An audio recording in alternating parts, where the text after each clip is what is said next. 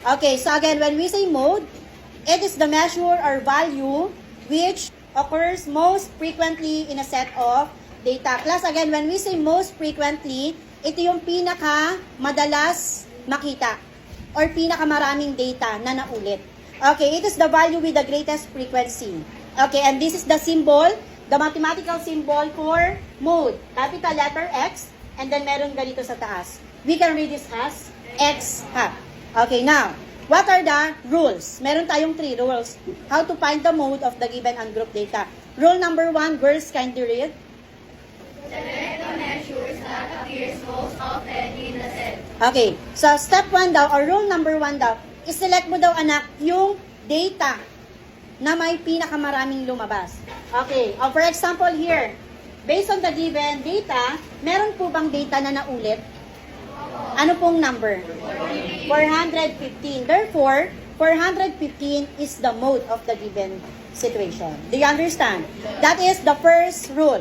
Second rule, boys, kindly read.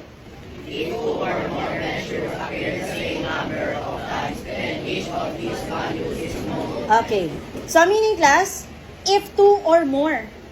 So, meaning, ang ating mode, anak, ay hindi lang isa. Sometimes, our mode is more than 1. Okay, for example, the given data are 1, 2, 2, 3, 3, 4, 5. Okay, ilan ang 1? Ilan ang 2? 3. Ilan ang 3?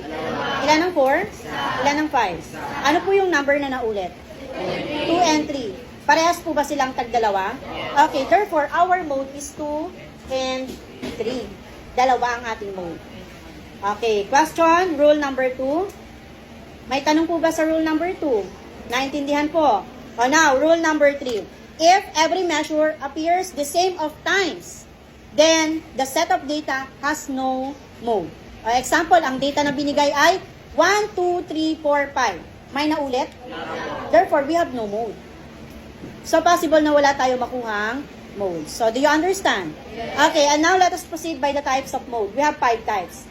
Kapag isa lang ang mode, katulad nito, ano yung mode natin dito? 415. So, we can say that 415 is an example of unimodal. Do you understand? Kapag dalawa naman, bimodal. Kapag tatlo, trimodal. Kapag more than 3, multimodal. Kapag wala, no mode lang po ang isusulat. Okay.